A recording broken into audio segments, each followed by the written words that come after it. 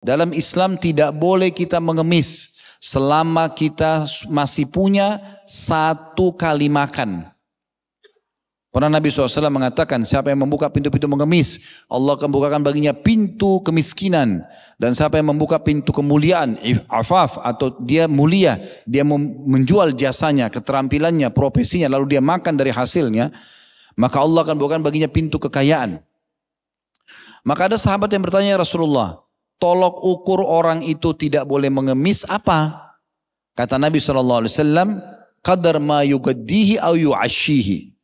Kalau seseorang itu masih punya yang bisa membuat dia makan siang atau bisa makan malam, sudah nggak boleh dia mengemis.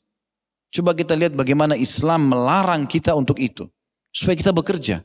Dan seorang penyair dalam bahasa Arab mengatakan, taharrak fa inna fi harakati barakah. Ayo bergerak, produktif, kreatif. Karena pada setiap itu ada keberkahan. Dibandingkan orang yang vakum. Allahu Rabbi wal Islamu dini wa Muhammadan Rasulullah. Alhamdulillah, selalu saja lisan kita memuji Sang Pencipta Allah. Sebagai seorang muslim, kita sangat yakin kalimat Alhamdulillah adalah kalimat penghubung langsung seorang hamba dengan Tuhannya Allah, di mana Allah menjadikan ini sebagai kalimat syukur atau berterima kasih, yang dengannya seluruh kebutuhan kita untuk roda kehidupan di muka bumi ini, yang biasa kita namakan dengan rezeki, dan juga puncaknya kita akan mendapatkan balasan surga di akhirat terpenuhi. Oleh karena itu, jadilah orang yang selalu mengucapkan Alhamdulillah. Selanjutnya kita panjatkan salam hormat kita kepada utusan Allah yang telah membawa kepada kita hukum halal haramnya, sehingga kita bisa mengenal Tuhan kita, mengetahui dan menerima serta melaksanakan apa yang telah diperintahkan dan meninggalkan apa yang dilarang. Dan tentu itu adalah semua kebahagiaan dan kemakmuran hidup setiap manusia karena tahu punya Tuhan dan juga tahu apa tujuan hidup dia, mana yang boleh dan mana yang tidak boleh dari semua aktivitas yang harus dia lakukan dalam keseharian. Orang terbaik atau manusia terbaik ini telah membawa kita semua untuk mengenal Tuhan kita dan juga mengucapkan salam hormat kepadanya dibalas oleh Allah Subhanahu wa taala dengan 10 rahmat. Oleh karena itu setelah memuji Allah alhamdulillah, sangat wajar kalau kita selalu mengucapkan salawat dan taslim kepada Nabi besar Muhammad sallallahu alaihi wa ala alihi wa sahbihi wasallam. Di awal pembukaan kita, saya akan menjalankan hadis Nabi sallallahu alaihi wasallam, "Man lam yashkurun nas la yashkurullah." Siapa yang belum berterima kasih pada manusia maka belum berterima kasih pada Allah. Maka saya berterima kasih kepada seluruh jajaran teman-teman di ID dan tidak terkecuali tentu dimulai dari ketua sampai seluruh jajarannya. Mohon maaf tidak bisa disebutkan satu persatu. Dan semua yang terlibat, tadi disebutkan ada sponsor-sponsornya. Semua tim yang sudah bergerak sehingga terjadi pelaksanaan ceramah kita ini, sekaligus tentu ada acara konsolidasi tadi yang disebutkan oleh ketua ID. Semoga Allah berkahi, Allah sukseskan, serta juga Allah angkat semua rintangan-rintangan yang menghalangi untuk berkembang dan maju. Allahumma amin. Maka saya mengucapkan jazakumullahu khairan. Semoga apa yang diharapkan dari kami akan dicapai. Dan juga saya duduk di sini karena memang meja ini yang disiapkan oleh teman-teman panitia, sementara Bapak Ibu duduk di bawah. Ini sama sekali tidak bermaksud untuk mengatakan diri saya lebih tahu atau lebih pantas di sini. Tidak, karena kita ingin berbagi, menjalankan firman Allah Subhanahu wa taala, "Fadzakir fa inna dzikra tanfa'ul mu'minin." Saling memberikan peringatan karena peringatan akan sangat bermanfaat bagi orang-orang beriman. Dan juga kata Nabi sallallahu alaihi wasallam, "Ad-dinun nasiha." Agama ini isinya semua nasihat. Juga dalam hadis yang lain kata baginda Nabi sallallahu alaihi wasallam, di antara hak muslim kepada muslim yang lain atau dari muslim yang lain, idza stansahaka fansah lahu. Kalau seandainya dia minta nasihat, maka berikanlah nasihat. Undangan ceramah seperti ini tentunya minta nasihat. Dan ini hak Anda sebagai seorang muslim untuk minta dari kami. Selama kami punya kemampuan di bidang itu, maka kami akan sampaikan tentu sesuai dengan yang benar sesuai dengan wahyu Al-Quran dan sunnah, dan juga sesuai dengan pemahaman para salafus salih, para orang-orang yang terdahulu yang telah memahami dan menerima agama ini terlebih dahulu dari kalangan sahabat juga tabi'in dan seterusnya. Teman-teman sekalian, pada kesempatan ini judul ceramah kita Islam dan Profesi. Saya akan mulai ceramah ini dengan pertanyaan sederhana. Apakah Islam mengizinkan para penganutnya untuk menguasai keterampilan-keterampilan, untuk mengejar prestasi terbaik? Apakah di jenjang pendidikan, apakah di dunia bisnis dan usaha, apakah di teknologi, apakah di politik, dan di seluruh bidang.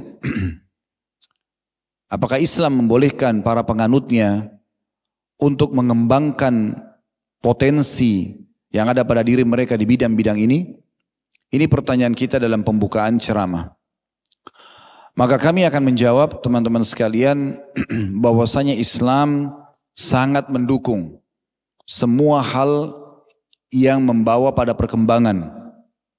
Islam tidak pernah sama sekali menahan para penganutnya untuk berkembang, apalagi disuruh vakum, apalagi malas, pengangguran. Sebaliknya, Islam selalu menyuruh kita untuk berkembang, mengejar yang terbaik dari semua prestasi dan keterampilan. Kalau Anda sekolah, maka Islam membolehkan Anda mengejar titel tertinggi. Kalau sudah selesai S1, skripsi sudah diterima dan sudah lulus, Anda bisa lanjut S2. Pada saat tesis selesai, Anda bisa pindah ke S3. Pada saat disertasi selesai pun, Anda bisa mengejar untuk meraih gelar profesor misalnya. Atau gelar-gelar apapun mungkin yang di setiap negara punya tingkatan-tingkatan sendiri. Tidak pernah dilarang dalam Islam. Begitu juga Anda berprestasi dari hal-hal yang lain. Islam tidak pernah melarang para penganutnya memiliki harta yang melimpah, perusahaan yang banyak. Islam bahkan memerintahkan agar setiap penganutnya agar pakai baju yang terbaik.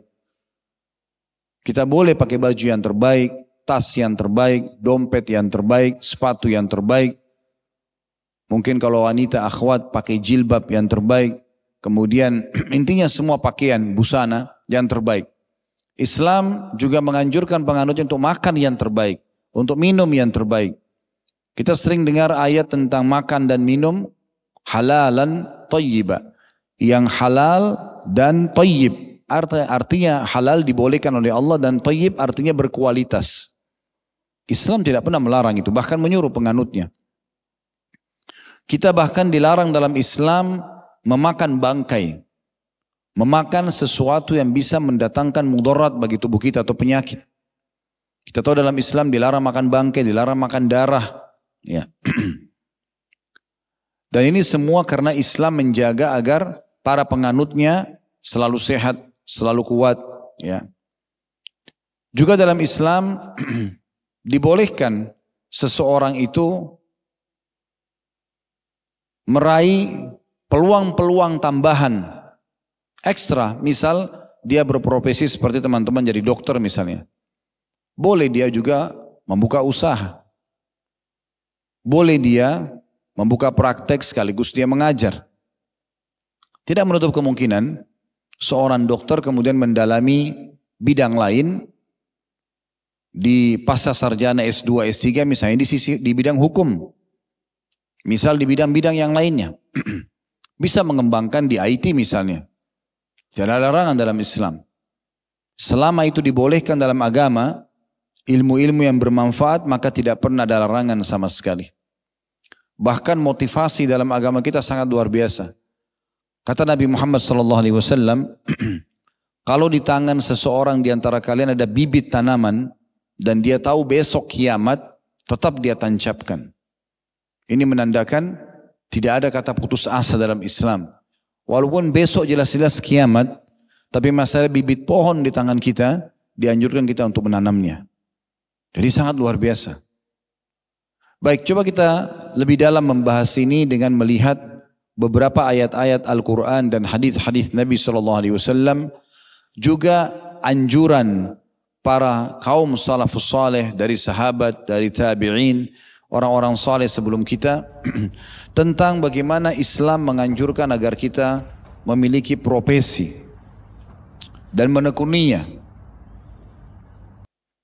Bermula daripada surah Al-A'raf ayat 32 di mana Allah Subhanahu wa taala berfirman, surah Al-A'raf ayat 32, "Qul man harrama zinatallahi allati akhraja li'ibadihi wat-tayyibati minar rizq qul hiya lil ladzina amanu fil hayatid dunya khalisatan yaumal qiyamah." Terjemahannya saudaraku seiman, katakan hai Muhammad, siapa yang berani-berani mengharamkan, kata Allah, atau melarang, menahan semua yang telah Allah keluarkan untuk hamba-hambanya di muka bumi ini untuk mereka nikmati dari buah-buahan, sayuran, apa saja. Dan juga thayyibat minar rizq, dan rezeki-rezeki yang baik. Rezeki-rezeki yang baik di sini maknanya luas sekali. Luas sekali. Di antaranya adalah berprofesi. Kita berprofesi seperti teman-teman yang menekuni akademisi. Misal kayak tadi saya berikan gambaran, setelah S1, S2, S3 lalu dia sibuk mengajar. Dia tekuni itu. Ada orang yang di bidang usaha. Dia membuka usaha ini, usaha itu, mengembangkan terus perusahaannya. Mungkin yang tadi cuma satu, akhirnya punya cabang banyak, akhirnya menasional, akhirnya menginternasional. Itu semua thayyibat minar rizq. Karena rezeki itu dalam agama kita teman-teman, semua yang bisa membuat roda kehidupan berjalan atau berputar. Jangan pernah ikat rezeki hanya pada uang saja. Tapi semua yang bisa kita tekuni dan akhirnya kita memiliki skill atau ya keterampilan di bidang itu, maka namanya juga rezeki. Karena dengannya kita bisa meraih nanti tambahan pendapatan buat hidup kita. Lalu Allah SWT mengatakan, katakanlah itu untuk orang-orang beriman di dunia dan juga di akhirat murni untuk mereka. Apa maknanya ayat ini? Orang-orang beriman boleh, tadi saya katakan, ngejar prestasi tertinggi di pendidikan, di bisnis, di politik, di apa saja, selama memang dia tidak melanggar agama. Dan kata Allah Subhanahu wa taala, ini di dunia boleh. Sebagaimana orang-orang kafir juga melakukannya, kan? Tapi orang-orang kafir mungkin mereka tidak kenal mana halal mana haram. Kalau kita ada batasan yang halal saja. Dan Allah mengatakan, dan nanti di akhirat semua kenikmatan dari rezeki itu hanya akan didapatkan oleh orang-orang beriman, maksudnya di surga nanti. Jadi menjadi orang beriman itu kebahagiaan yang luar biasa, karena di dunia mereka bisa berprestasi, mereka bisa menggunakan, menikmati fasilitas yang terbaik selama mereka mampu dari sumber halal, dan di akhirat mereka dapat juga yang terbaik. Demikian pula kita tahu bahwasanya profesi-profesi ini kalau ditekuni oleh orang-orang yang beriman kepada Allah Subhanahu wa taala, maka pasti arahnya juga baik. Jadi seperti ilmu pengetahuan, misal kita bicara di bidang kedokteran, di saat seorang dokter itu beriman kepada Allah Subhanahu wa taala, maka pasti dia akan gunakan untuk kebaikan. Dia akan tulus dalam mengobati pasiennya, dia akan membantu orang yang susah. Tidak selamanya harus dihubungkan dengan masalah pendapatan. Pada saat Allah amanahkan dia sebuah rumah sakit, sering kita dengar ada rumah sakit bahkan menggratiskan ya orang-orang yang tidak mampu misalnya. Kenapa? Karena mereka punya iman dalam hati. Mereka yakin bahwasanya dengan memberikan bantuan kepada orang lain ini adalah ya, sifat dasarnya seorang muslim dan akan ada pahalanya, dan juga pasti ada janji ya pada saat janji profesi, pada saat Anda selesai, Anda mengabdi, Anda akan tulus di tengah-tengah masyarakat. Tulus ya pada negara misalnya. Semua ini masuk di dalamnya. Dan ini kalau misalnya dimiliki oleh orang-orang yang tidak beriman kepada Allah, kita bisa tahu arahnya pasti kepada hal-hal yang salah. Akhirnya profesi yang dia miliki disalahgunakan ya, untuk pelanggaran-pelanggaran dan kerusakan di muka bumi. Itu sudah umum terjadi. Ya. Teman-teman sekalian, banyak sekali dalil yang melengkapkan ayat tadi di mana setiap muslim dianjurkan untuk berprestasi, menekuni keterampilan-keterampilan. Dan saya sarankan tentunya Anda jangan menutup diri untuk selalu mengembangkan keterampilan atau skill yang Anda miliki dalam diri, ya, walaupun itu di luar profesi Anda. Jadi sudah saya kasih contoh, walaupun ada seorang dokter, Anda bisa menjadi seorang pebisnis. Begitu juga dengan bidang-bidang yang lainnya. Tidak menutup kemungkinan seorang ustadz bisa juga seorang pebisnis. Bisa juga kita balik, seorang dokter, seorang pebisnis, juga belajar agama dan menjadi seorang ustadz, bukan mustahil. Nabi SAW memotivasi kita agar kita selalu bekerja, berusaha, dan dijadikan pendapatan hasil kerja kita karena keterampilan yang kita miliki, penguasaan terhadap profesi kita, itu adalah pendapatan yang terbaik. Pendapatan yang terbaik, artinya ada nilai pahala di sisi Allah Subhanahu wa ta'ala, ada keberkahan dalam kehidupan kita. Kata Nabi SAW, ma akala ahadun ta'aman khairan min an ya'kula min amali yadih.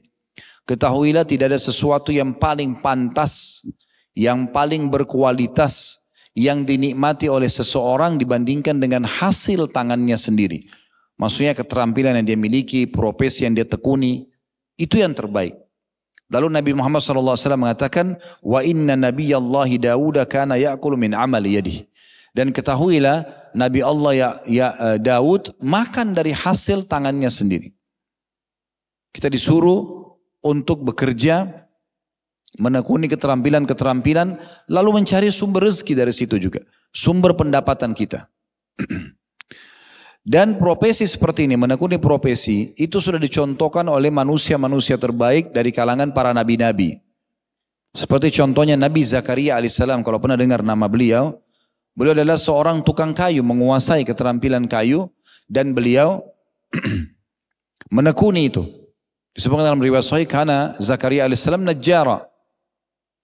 Zakaria alaihissalam adalah seorang tukang kayu yang mahir, dan beliau menekuni profesi itu dan dagang di situ. Punya pendapatan dan bisa hidup. Padahal beliau seorang nabi. Disebutkan juga tentang Nabi Idris alaihissalam. Dikatakan kana khayyatan yatasaddaqu bifadli kasbih. Beliau adalah seorang tukang jahit. Dan beliau menguasai profesi itu dan akhirnya bersedekah dari pendapatan jahitan itu.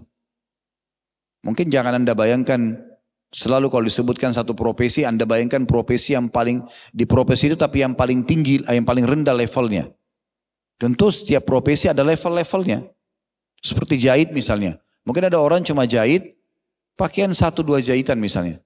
Ada orang yang sampai punya konveksi. Itu juga bisa dikatakan jahit. Ya. Punya pabrik. Produksi pakaian banyak. Walaupun menggunakan mesin-mesin yang sudah mutakhir misalnya, tetap saja sama. Profesinya seperti itu. Ya. Juga disebutkan bahwasanya Nabi Muhammad SAW adalah orang yang sangat menekuni profesinya. Mungkin teman-teman sering mendengar Nabi Muhammad setelah 40 tahun ya. Setelah 40 tahun jadi Nabi, lalu disitulah beliau berdakwah 13 tahun di Mekah, dengan adanya penolakan-penolakan, lalu 10 tahun di Madinah. Dan di situ penyempurnaan syariat Allah Subhanahu wa ta'ala. Lalu beliau wafat. Kita umat Islam mengambil syariat yang beliau perjuangkan selama 23 tahun itu. Itu benar, tidak salah. Tapi kita perlu melirik juga masa hidup Nabi sebelum masa kenabian. Apa saja yang beliau tekuni dalam profesi-profesi yang ada. Kalau teman-teman sudah tahu alhamdulillah, kalau berarti kita mengulangi ya, supaya lebih mengingat lagi. Kalau belum tahu alhamdulillah berarti informasi baru. Nabi Muhammad SAW menjadi yatim pada saat masih di perut. Karena pas hamil 6 bulan ibunya Aminah, ayahnya Abdullah meninggal. Jadi Nabi SAW lahir dalam kondisi sudah yatim. Kemudian setelah itu, Nabi Muhammad SAW dibawa naungan ibunya sampai umur 6 tahun. Walaupun dibantu oleh Halimah Sa'diyah yang menyusui beliau di daerah suku Sa'diyah, namun dibawa naungan ibunya. Umur 6 tahun meninggallah ibunya. Maka beliau sudah jadi yatim piatu pada saat itu. Lalu dinaungi oleh pamannya, kakeknya Abdul Muttalib dari 6 tahun sampai 8 tahun. 8 tahun wafat si kakek Abdul Muttalib, akhirnya beliau dipelihara oleh pamannya Abu Talib. Nah di sini mulai ada profesi-profesi yang akan kita singgung.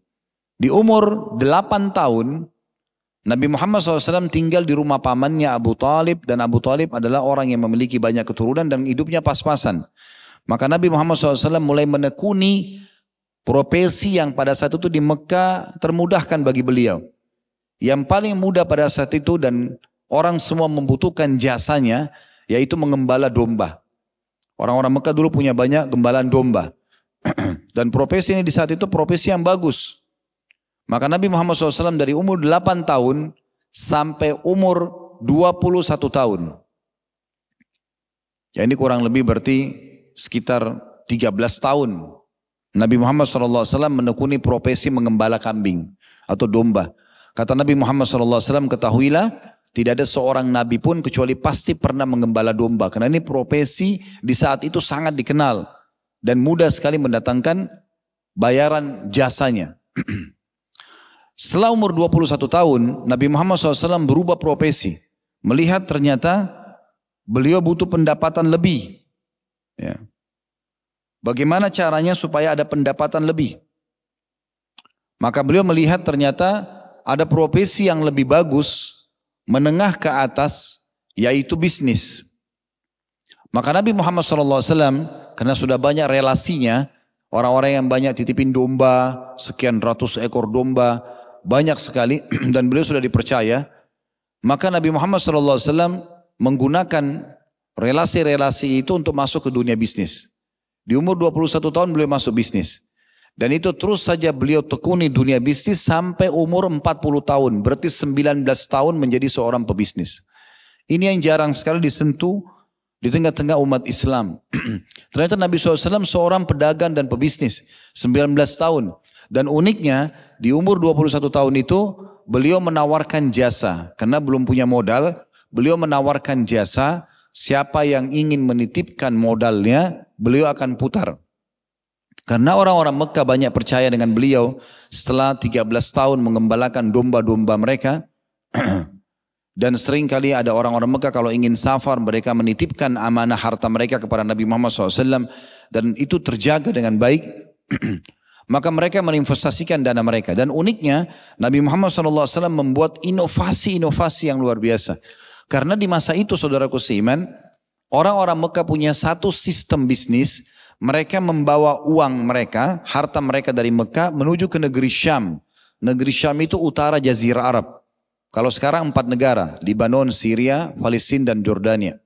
Dulu namanya negeri Syam.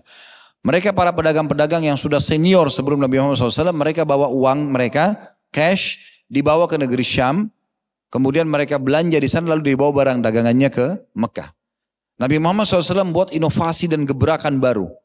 Semua uang yang dititipkan kepada beliau, beliau belikan barang dagangan penduduk Mekah, produk Mekah, dibeli sama beliau. Jadi beliau tidak bawa uang cash ke negeri Syam, tapi beliau bawa produk Mekah. Dibawa ke negeri Syam, kemudian beliau tawarkan di pasar sana, laku. Untung, lalu dari uang modal dan keuntungan itu belilah produk negeri Syam dibawa ke Mekah. Sehingga bisa modalnya bertambah. Dan dengan ini keuntungannya jadi double. Subhanallah. Baru setahun, 2 tahun, bahkan maksimal ya 4 tahun saja. Beliau menjalankan bisnis ini. Beliau sudah dikenal sebagai orang yang paling sukses dalam bisnis. Sampai menarik hati seorang wanita terkaya di Mekah, Khadijah. Seorang janda kaya, dan ini adalah ahli sejarah hampir semuanya mengatakan orang terkayanya Mekah pada saat itu. Tertarik untuk menitipkan hartanya kepada Nabi Muhammad SAW. Dan sangat besar. Jadi saking besarnya harta yang dititipkan oleh Khadijah, Khadijah sampai menitipkan orang tangan kanannya namanya Maisarah.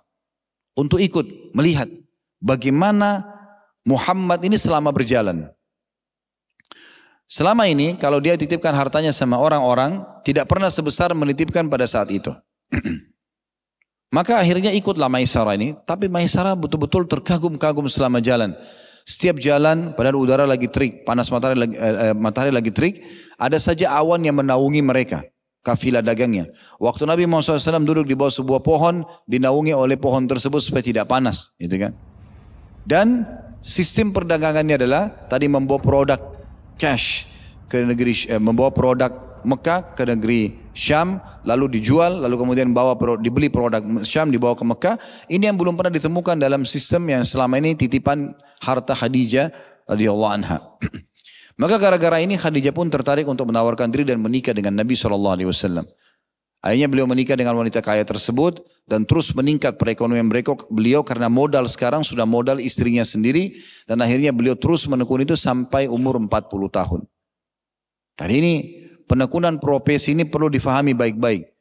Dan Nabi Muhammad SAW setelah menjadi Nabi, karena sudah mengetahui tentang profesi-profesi ini, maka beliau pun memberikan kaidah-kaidahnya tentang bagaimana bersumber dari halal dan jangan dari sumber yang haram. Dan setelah umur 53 tahun, beliau hijrah ke Madinah, maka beliau menekuni profesi yang berbeda lagi menjadi kepala negara. Karena disitulah berdiri negara pertama Islam di kota Madinah. Di saat umur beliau 53 tahun, 10 tahun di Madinah. Berdiri negara pertama dalam Islam, dan beliau membangun pondasi dasarnya adalah 3 pada saat itu, yaitu bagaimana membangun 2 masjid besar, Masjid Quba dan Masjid Nabawi, untuk tempat umat Islam melaksanakan sholat 5 waktunya dan Jumat. Kemudian juga mereka berkumpul, menjamu tamu dan seterusnya. Kemudian yang kedua, mempersaudarakan antara muhajirin dan ansar, pendatang dan pribumi, sehingga tidak ada rasisme lagi dalam Islam. Dan dianjurkan agar penduduk Madinah menyambut dengan meriah para saudaranya yang datang dari Mekah. Kemudian yang ketiga adalah menulis kesepakatan damai dengan orang-orang non-muslim. Dan ini pondasi dasar negara Islam, sehingga tidak ada permusuhan dalam negara tersebut. Dan itulah yang dicontohkan pada negara-negara Islam, kayak kita di Indonesia, Masya Allah. Negara kita mencontohkan bahwasanya berbeda agama pun tetap dinaungi semua. Semuanya bisa mendapatkan hak yang sama sebagai warga negara. Dan alhamdulillah negara kita Indonesia mayoritas muslim, tidak pernah mengganggu orang-orang non-muslim. Dan itulah yang diajarkan dalam Islam. Kita tidak pernah mengganggu mereka. Bahkan mayoritas pedagang negara kita orang non-muslim, dan kita sibuk mengkonsumsi produk mereka. Itu semua biasa. Tinggal bagaimana diatur aturan mainnya. MUI mengeluarkan dan pemerintah kita mengeluarkan label halal untuk produk itu bisa dikonsumsi oleh kaum muslimin. Baik teman-teman sekalian, motivasi yang lain yang perlu kita ketahui adalah Nabi SAW menyuruh seorang muslim tidak boleh malas, harus terus berkreasi, kreatif, ya, produktif. Karena Nabi SAW mengatakan, li'an ya'khudha ahadukum abhula. Ketahuilah seseorang di antara kalian mengambil potongan-potongan talinya, thumma ya'til jabal. Lalu dia datangi sebuah bukit atau gunung yang tinggi. Thumma ya'ti bihizmatin min hatabin fayabi'uha. Kemudian dia mengumpulkan ranting-ranting kering di gunung itu. Dari ranting-ranting yang sudah kering diambil ataupun yang sudah jatuh ke tanah dikumpulkan. Kemudian dia menjualnya di pasar misalnya, ya. Fayastagni bithamaniha. Kemudian dia bisa hidup dari hasil penjualannya. Khairun lahum min an yas'alan nas. Itu jauh lebih baik dan lebih mulia dibandingkan dia mengemis pada manusia. A'tauhu au mana'uhu. Apakah mereka memberi atau mereka menolak. Hadits ini luar biasa. Coba renungi baik-baik. Di mana baginda Nabi SAW bilang, kalau kamu pergi membawa potongan-potongan tali, ini yang paling mudah. Masuk ke hutan, pergi ke gunung-gunung sana, kumpulin ranting-ranting kering, ikat dengan tali-tali kamu, pikul di pundak, jual di pasar, itu masih jauh lebih mulia. Ya, sehingga bisa hidup dari hasil penjualannya daripada mengemis pada orang lain. Sebenarnya di sini bukan sedang kita bahas mengambil dan bisnis, ya, ranting keringnya, bukan. Tapi bagaimana motivasi dalam Islam kalau setiap muslim disuruh bekerja dan jangan mengemis. Karena dikasih atau tidak dikasih tetap terhina kalau kita mengemis pada orang lain. Bahkan teman-teman sekalian perlu tahu, di dalam buku-buku hadis, di antara yang disusun oleh Al-Mundhiri rahimahullah, nama bukunya Targhib Tarhib. Dan sekarang sudah terbit dalam bentuk pensohihan hadis-hadisnya oleh Syekh Albani, namanya Sahih Targhib Tarhib. Situ ada bab-bab khusus ditulis tentang larangan atau haramnya mengemis bagi seorang muslim. Teman-teman kalau sudah tahu alhamdulillah. Kalau belum tahu, dalam Islam tidak boleh kita mengemis selama kita masih punya 1 kali makan. Pernah Nabi SAW mengatakan, siapa yang membuka pintu-pintu mengemis, Allah akan bukakan baginya pintu kemiskinan. Dan siapa yang membuka pintu kemuliaan, afaf, atau dia mulia, dia menjual jasanya, keterampilannya, profesinya, lalu dia makan dari hasilnya, maka Allah akan bukakan baginya pintu kekayaan. Maka ada sahabat yang bertanya, Rasulullah, tolok ukur orang itu tidak boleh mengemis apa? Kata Nabi SAW, qadar ma yugaddihi au yu'ashihi.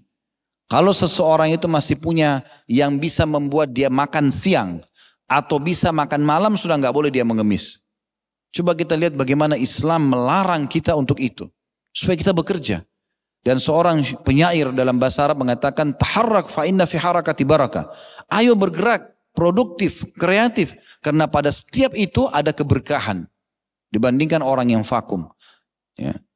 Kemudian teman-teman sekalian, bukan hanya Nabi Muhammad SAW. Para sahabat Nabi. Tadi Nabi-Nabi sudah kita sebutkan. Sekarang kita pindah ke para sahabat Nabi.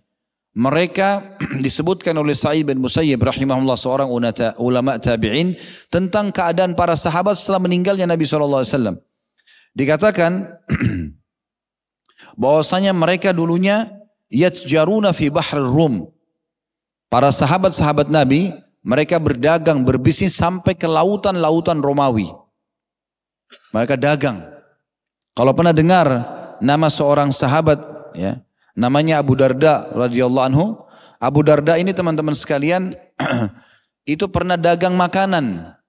Beliau masak, ya, dan masak sendiri sampai asap hitamnya panci yang dipakai masak itu, ya, menodai atau mewarnai jenggot beliau yang sudah putih. Begitu juga Umar bin Khattab mengingatkan kepada kita, ta'allamul mihna, kata Umar. Apa artinya? Tekunilah profesi-profesi, keterampilan-keterampilan, kemahiran-kemahiran. Fa innahu yushiku an yahtaja ahadukum ila mihnati. Ketahuilah karena seseorang di antara kalian akan butuh dengan profesinya itu satu waktu.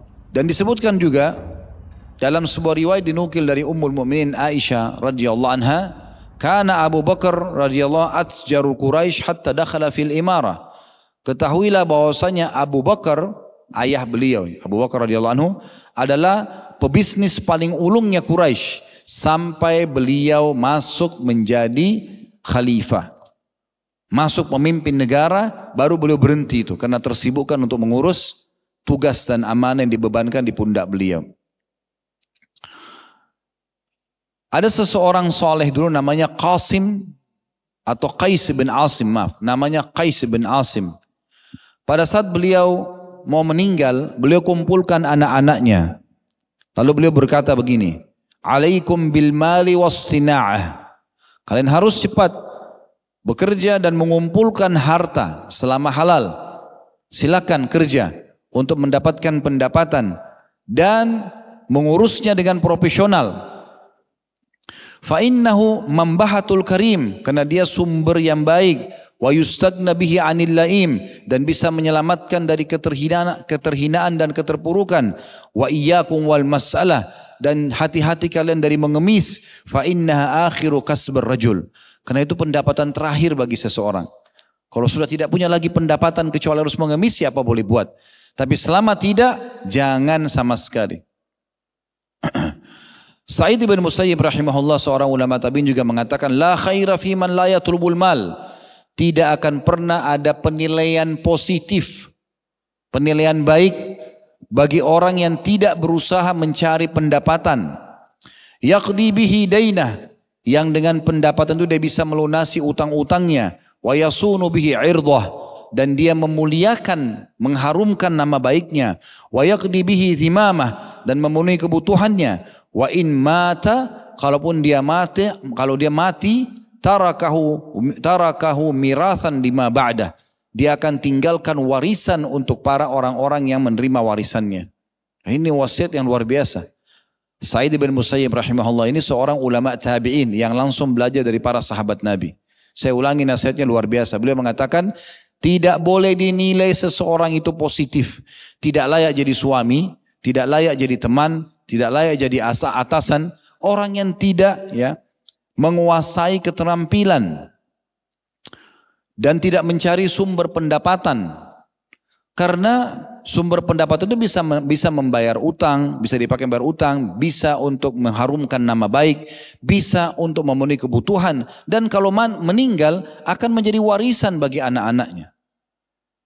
Dahhak bin Muzahim rahimahullah mengatakan, dia membahas atau menyampaikan dalam salah satu ceramahnya tentang hadis Nabi, di mana Jibril mengingatkan Nabi SAW mengatakan, syaraful mu'min, sungguh kemuliaan seorang mukmin itu, seorang muslim, salatuhu fi jawfil lail, salatnya di malam hari, wa izzuhu, dan puncak penghormatan yang dia dapatkan, istighna'u anin nas, dia tidak mengemis dan juga merengek pada manusia. Para ulama mengatakan, innal amala wa in kana yasiran fahuwa khairu minal batalah. Sesungguhnya pekerjaan itu walaupun sederhana, profesi itu walaupun sederhana di mata sebagian orang, tapi itu lebih baik daripada pengangguran. Wa khairum min intidharin nawalu min ashabil mal. Dan jauh lebih baik daripada menunggu pemberian-pemberian dari orang yang memiliki harta. Wa aswa minhu su'alu ashabul gina. Dan yang paling buruk bagi penilaian yang paling buruk bagi seseorang, yaitu mengemis pada pemilik harta. Liannahum in a'tauhu baqiyatil minna ala dhahrihi yahmiluha. Karena kalau dia mengemis minta pada orang-orang kaya atau orang-orang yang sudah mampu, maka akan terus menjadi beban kehinaan di pundaknya selamanya. Wa in mana'uhu faqad ijtama'a indahu su'atan. Dan kalau seandainya yang dia mintai itu menolak untuk memberikan, maka telah berkumpul padanya dua keburukan. Dhillul khaybah, hilangnya wibawahnya, wa dhillus su'al, dan terhinanya karena mengemis. Umar bin Khattab mengingatkan kepada kita dalam statement yang lain, maksabatun fi di'anatin khairu min su'alin nas.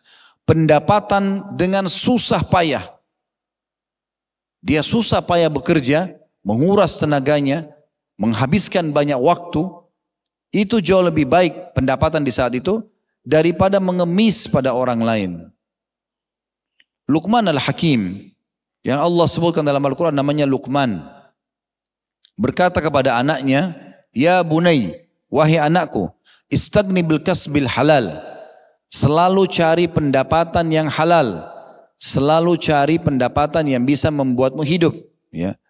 Fa innahu maftaqara ahadun illa asabathu ihda thalathu khisal. Karena tidak ada orang yang meninggalkan profesi, pekerjaan, pendapatan yang halal kecuali dia akan ditimpa salah satu dari 3 permasalahan hidup. Yang pertama, riqqatun fi dinihi, lemah agamanya. Orang yang tidak punya profesi, tidak punya keterampilan, tidak punya pendapatan, agamanya lemah. Bisa dibeli akidahnya. Pernah dengar ya, orang murtad dari agama Islam karena satu dus Indomie, ya, karena 1 lembar pakaian, lemah agamanya. Karena tidak punya pekerjaan, tidak punya pendapatan. Teman-teman sekalian, siapa di antara kita di sini punya waktu 25 jam? Saya yakin kita sepakat tidak ada. Kita semua punya waktu yang sama 24 jam. Siapa di antara kita di sini punya 3 mata? Tidak ada. Semua 2 mata, sama. Kita tidak bicara orang yang cacat ya. Kita bicara orang yang normal. Semua kita punya waktu yang sama. Semua punya mata, telinga, ya, fasilitas hidung, tangan, kaki, hati dan jantung sama. Semua satu. Ya, semua sama maksud saya. Berarti semua orang bisa mengejar prestasi yang sama. Tinggal siapa yang mau berusaha, dia akan dapat. Jangan malas teman-teman sekalian. Jangan pernah anggap remeh profesi yang sedang Anda tekuni. Walaupun kecil di mata orang, dia akan menjadi besar kalau Anda membesarkannya.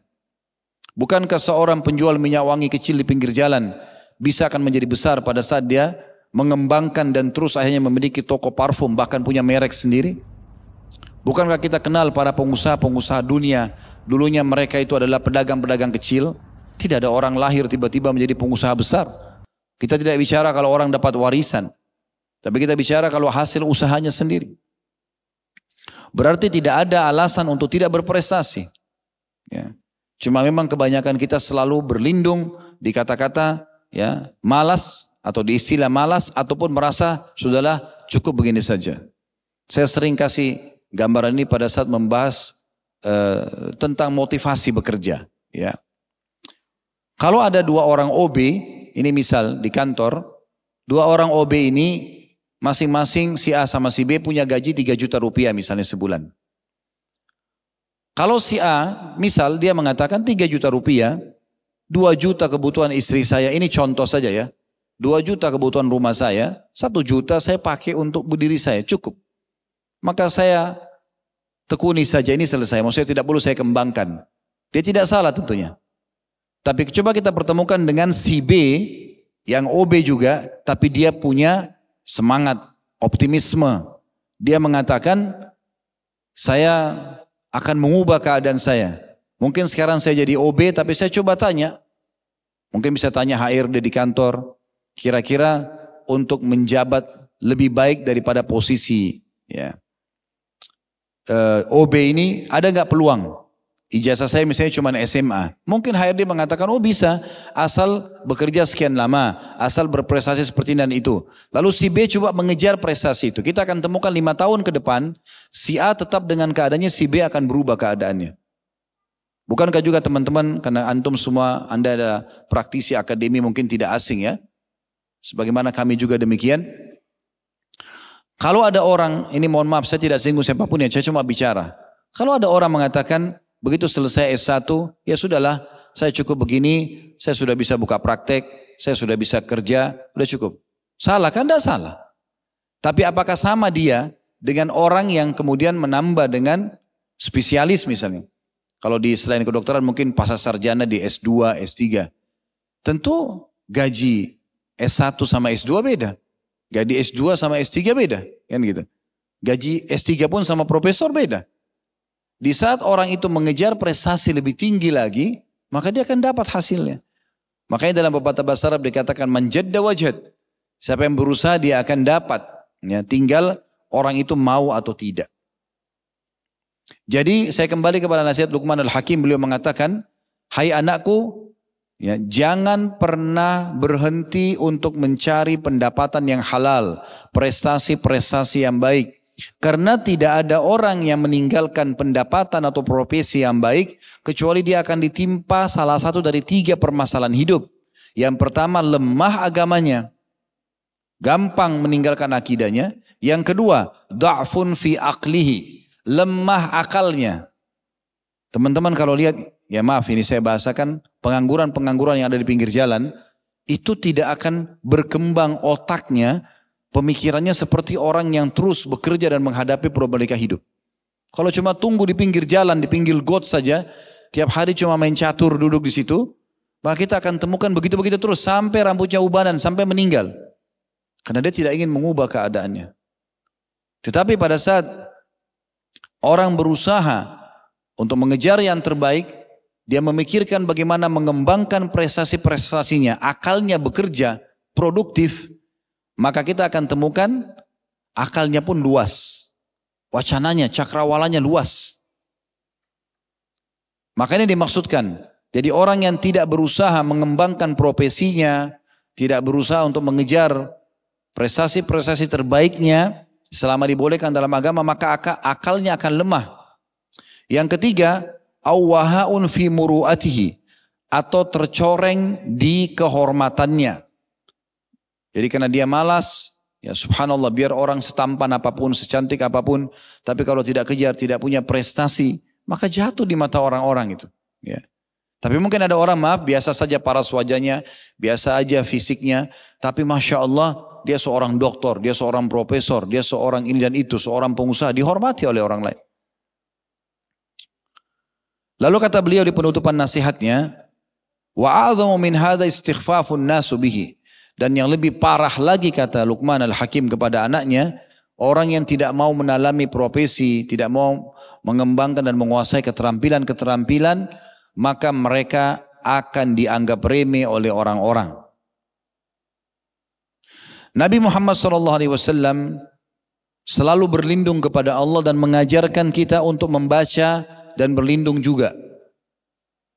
Disebutkan dalam sebuah hadis yang sahih riwayat Imam Ahmad, kata Nabi SAW, ta'awwadhu billahi minal faqri, selalu berlindung kepada Allah dari kemiskinan. Jangan pernah kita miskin, kecuali orang lagi diuji oleh Allah SWT. Tapi coba berusaha, Allah akan berikan nanti. Berlindung kepada Allah dari kemiskinan. Ya, kata Nabi SAW. Kemudian beliau mengatakan juga wal qillati, dan kekurangan, wadzillati, dan keterhinaan. Jadi Nabi SAW perintahkan kita untuk seperti itu. Dan beliau juga selalu membaca doa, Allahumma inni a'udzubika minal ajzi wal kasal. Ya Allah, aku berlindung kepadamu dari sifat putus asa dan malas, wal jubni wal bukhul, dan juga sifat pengecut, ya, serta pelit, wa galabatid daini wa qahlir rijal, dan terlilit utang, ya, juga jangan sampai dikuasai oleh orang-orang. Kemudian juga Umar bin Khattab pernah berkata, inni la'ara ar-rajula fayujibuni syakluh. Kadang-kadang aku melihat seseorang, aku kagum melihat penampilannya. Paras wajahnya yang tampan, pakaiannya yang bersih, penampilannya yang bagus. Faida sa'altu anhu faqil, kalau saya tanya tentang pekerjaannya atau pendapatannya, lalu dikatakan kepadaku, la amala lahu, orang ini pengangguran, saqata min aini, maka dia jatuh dari mataku. Jadi semua apa yang kita sampaikan tadi dari firman Allah Subhanahu wa taala, sabda Nabi SAW, wasiat para sahabat dan para tabi'in, semua ini menyimpulkan kepada kita bagaimana Islam menyuruh kita untuk menekuni profesi-profesi, bidang-bidang, dan mengembangkannya. Kalau teman-teman sudah dengar, alhamdulillah. Kalau belum dengar, ada banyak orang-orang orientalis, ya, para orang-orang non-muslim yang pelajari Islam di Eropa sana. Mereka dengan fair mengatakan kalau seandainya Islam di abad pertengahan Masehi tidak masuk ke Eropa, tidak masuk ke Spanyol di masa kejayaan Islam di sana, maka mungkin Eropa tidak akan berkembang seperti sekarang. Sampai hari ini mereka masih mengakui Al-Jaziri rahimahullah, seorang ulama ilmuwan muslim di Spanyol yang pertama menemukan, ya, rakitan-rakitan, ya, mesin-mesin, sehingga akhirnya dikembangkanlah pendapat beliau oleh dua orang ilmuwan dari Inggris yang akhirnya menciptakan pesawat. Awalnya dari sosok orang ini. Berapa banyak buku-buku umat Islam, para pakar dokter di dunia ini dari masa Spanyol dulu berkembang, kemudian dipakai buku-bukunya sampai sekarang. Ya.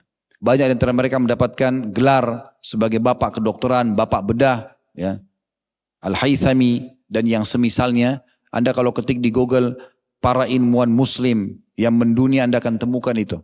Banyak sekali. Kita juga tidak asing dengan istilah nama lainnya matematika, ya. Biasa dikenal dengan ilmu aljabar.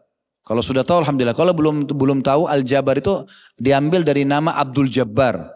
Itu adalah seorang ilmuwan pakar matematika di Spanyol dulu yang mengembangkan teori-teori dan rumus-rumusnya matematika dan akhirnya berkembang sampai sekarang. Dan sekian banyak. Saya ingin tutup dan melengkapi bahasan kita karena teman-teman yang berkumpul di sini para dokter, maka saya ingin berbagi saja. Mohon maaf para dokter, para profesor mungkin yang hadir, tanpa mengurangi penghormatan, saya bukan menggurui tapi berbagi. Karena bidang kami adalah ilmu agama, maka kami ingin berbagi ini. Semua pekerjaan-pekerjaan yang kita tekuni teman-teman, asal hukumnya mubah selama tidak haram, ya. Kita mau jadi dokter, kita mau jadi insinyur, itu silakan, boleh saja, mubah dalam Islam, tidak dilarang. Tapi Anda bisa mengubah sesuatu yang mubah menjadi sunnah, menjadi berpahala dengan niat Anda. Contoh misalnya, saya kasih contoh sebelum saya masuk ke profesi Anda. Mandi mubah, makan dan minum mubah, tidur mubah, ya. Olahraga mubah. Artinya mubah itu dalam definisi fikih dikerjakan tidak berdosa, juga tidak berpahala. Ditinggalkan pun tidak ada masalah, itu mubah. Tapi Anda bisa ubah yang tadinya mubah menjadi sunnah, berpahala. Bagaimana caranya supaya mandi yang tadinya mubah bisa jadi sunnah? Kalau Anda niat mandi untuk memberikan hak tubuh yang Allah amanahkan, maka jadi sunnah. Mandi bukan hanya sekedar menghilangkan gerah, karena rasa gerah yang ada dalam tubuh kita yang ciptakan itu adalah Allah sang pencipta. Allah berikan gerah supaya kita nggak nyaman, dan pada saat kita mandi kita rasa segar, supaya kita selalu mandi dan bersih. Kan begitu. Kalau Anda niatkan untuk memberikan haknya jasad kita, maka ada pahalanya. Fahami baik-baik, jangankan orang yang masih hidup, orang yang sudah mati saja jenazah dimandikan, apalagi kita. Lalu apa alasannya orang tidak mandi? Dan kenapa kalau kita mandi tiap hari tidak diniatkan sekaligus untuk ibadah? Sama dengan makan dan minum. Sunnah, apa mubah.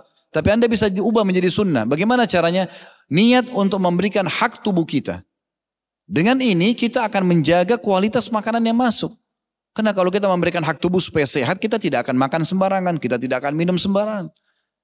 Diniatkan untuk itu karena yang menciptakan kita Allah, yang ciptakan rasa lapar Allah, yang ciptakan juga semua kebutuhan untuk kita makan hingga laparnya hilang adalah Allah. Yang menciptakan kenyang juga Allah.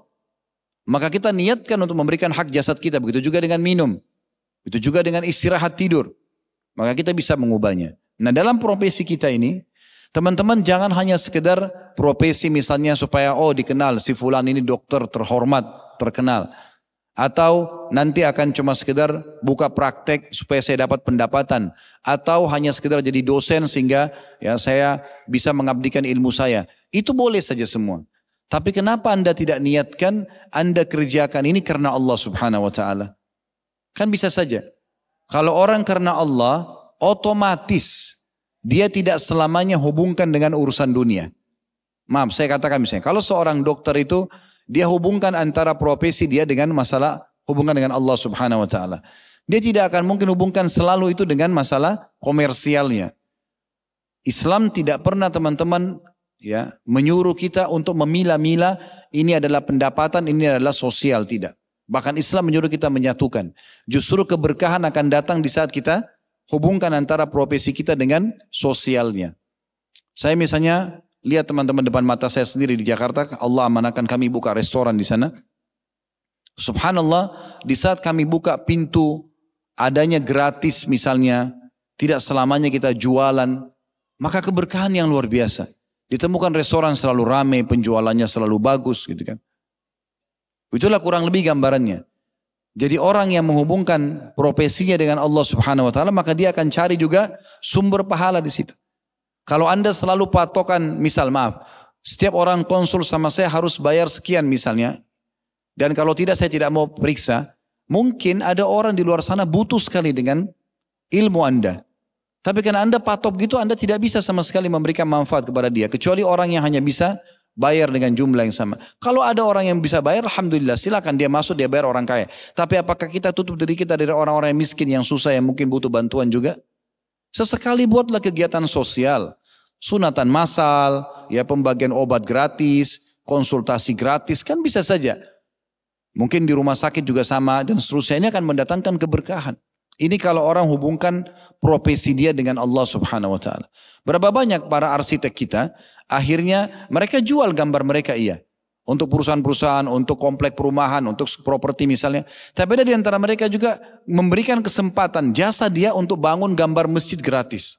Saya berapa kali ketemu dengan beberapa teman-teman arsitek yang dia mengatakan, Ustaz tolong Ustaz di yayasannya kalau ada masjid mau dibangun sampaikan ke saya. Saya ingin sekali gambar gratis Ustaz.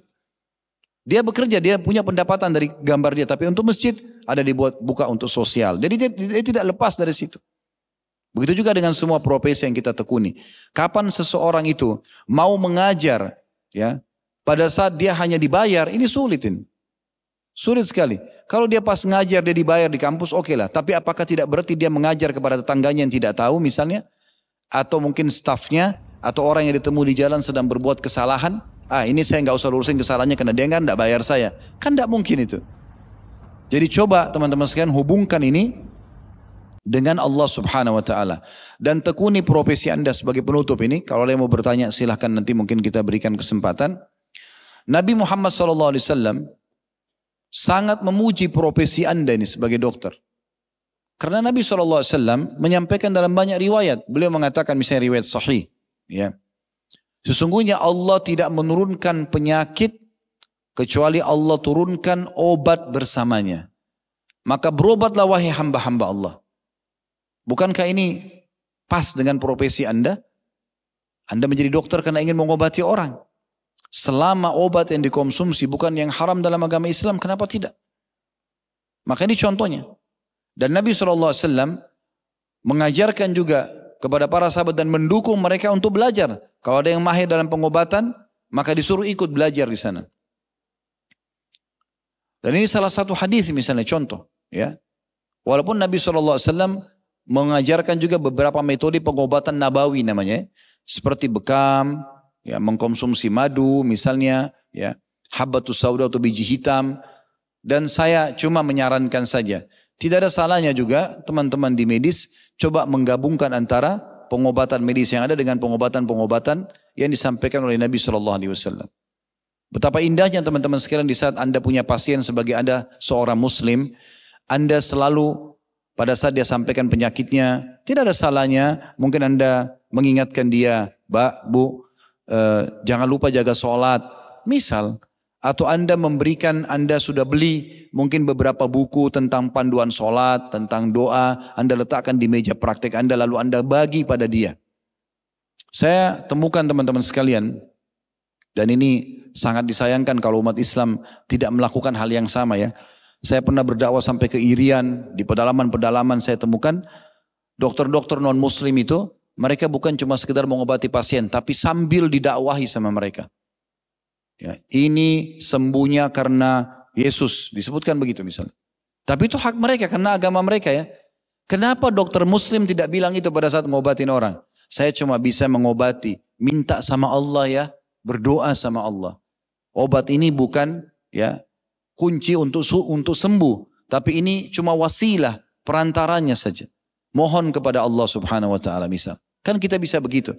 Sambil kita gunakan profesi kita untuk berdakwah di jalan Allah Subhanahu wa taala. Ini penting ya untuk kita hubungkan dengan bahasan kita, semoga saja tentu bisa diambil manfaat darinya. Dan terakhir juga perkataan Imam Syafi'i rahimahullah, beliau sangat mendukung para teman-teman yang bergerak di medis dan bahkan beliau sendiri mempelajari itu. Sampai murid-muridnya mengatakan, kami kalau duduk bersama Imam Syafi'i rahimahullah dan beliau bicara tentang ilmu kedokteran, maka kami temukan beliau seperti seorang dokter.